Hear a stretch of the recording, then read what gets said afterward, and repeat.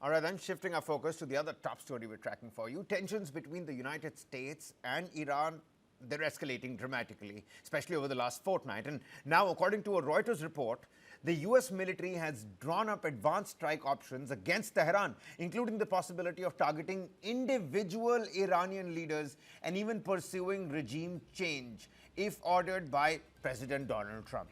Two US officials say planning has reached an advanced stage, with potential strikes aimed not just at nuclear infrastructure but also at security establishments and key figures linked to Iran's power structure. The approach mirrors Donald Trump's 2020 decision to eliminate top Iranian commander Qassem Soleimani, a move that sharply escalated tensions in the region. And officials say Israeli strikes during last year's 12-day conflict, which reportedly killed several senior Iranian commanders, including Armed Forces Chief Mohammad Bagheri, have been instructive in shaping US military thinking. But Washington is also bracing for retaliation. Iran's powerful Islamic Revolutionary Guard Corps has warned it could strike the US military bases across the West Asian sector if they are attacked. Tehran has also threatened to shut down the strategically crucial Strait of Hormuz, a choke point that handles nearly a fifth of global oil flows. Whilst Trump has floated the idea of a regime change, he has also left the door open for diplomacy, but with a warning that really bad things, quote unquote, will happen if no deal is reached. How far this will go?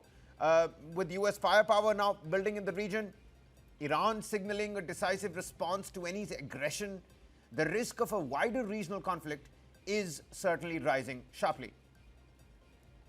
With us on the broadcast, Major General Rajan Kochar, defense and geopolitical expert. General, many thanks for taking out the time.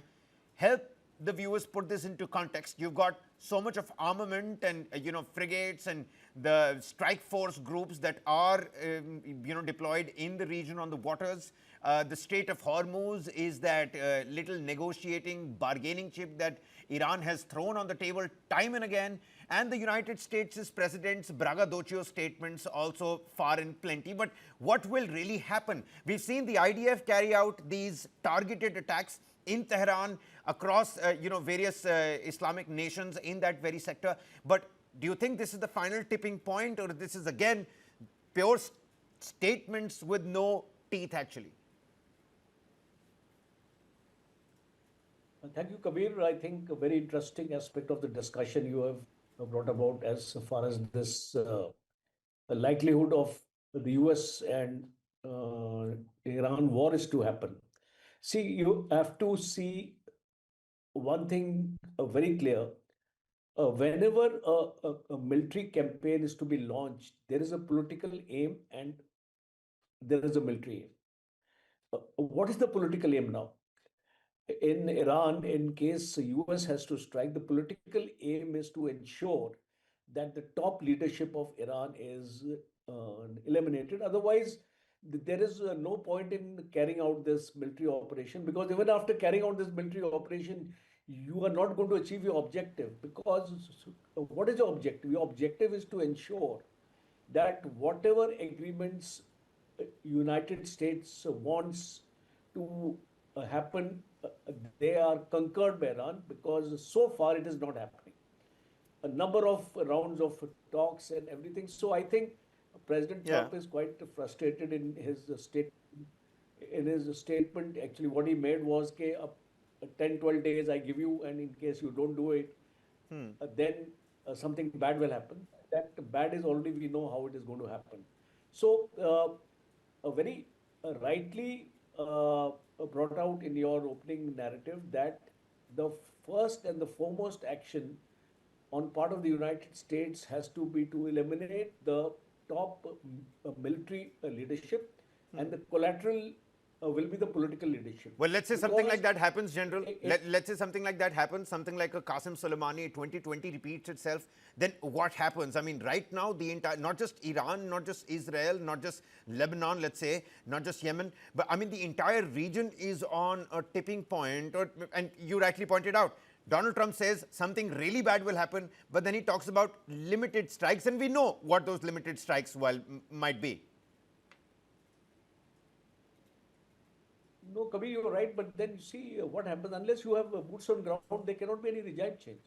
See, you have to be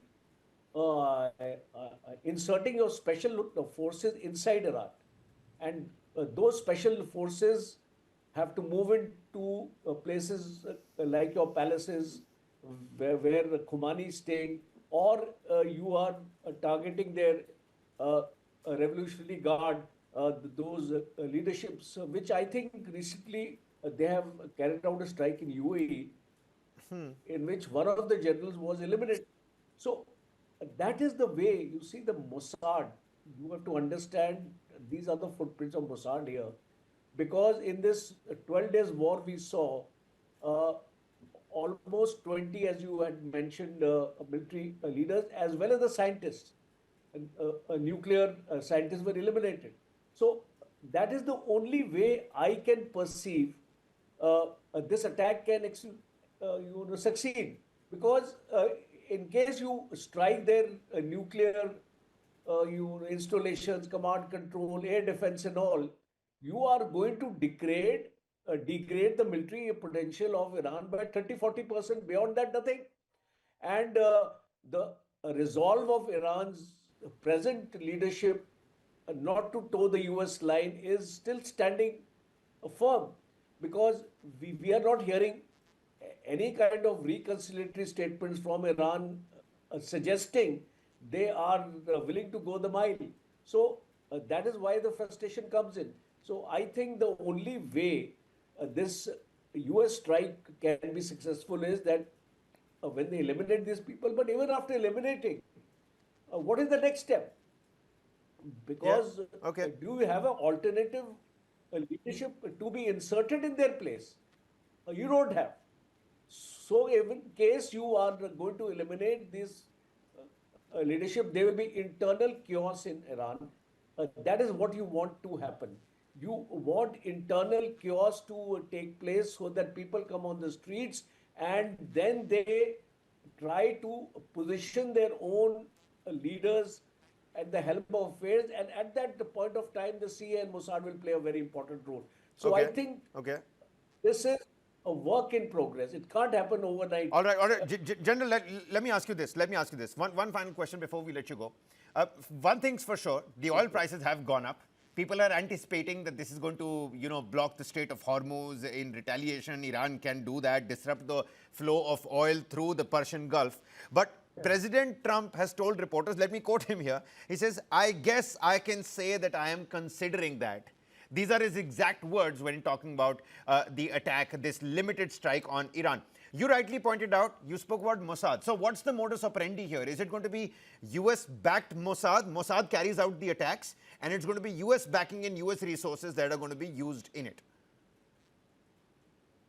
See, Mossad is only going to give you the intelligence. It is going to give you the intel.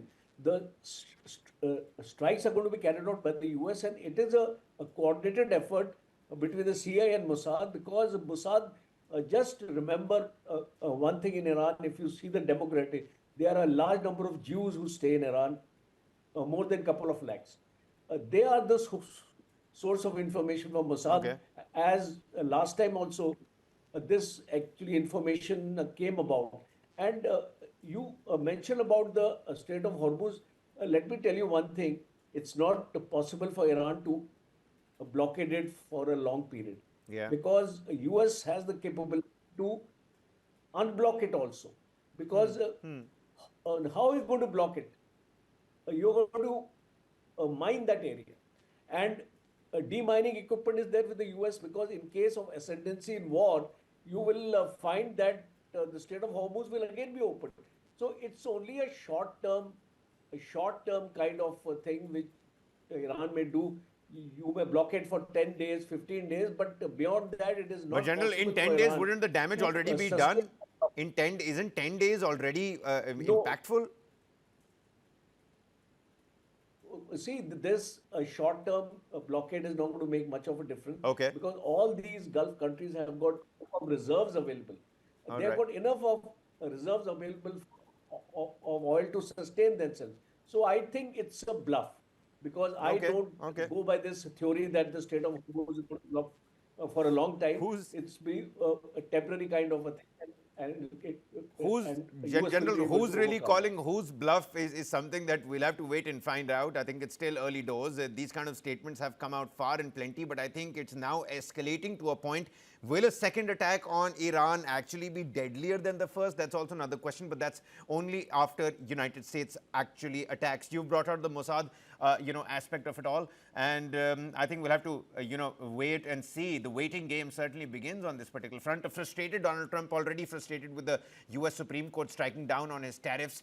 He might do something rash. He might not do something rash. It's not going to be the first time the U.S. president walks back on his own statements. I think we'll leave it at that. General Kocha, many thanks for taking out the time and speaking to us late at night on News 9. We're going to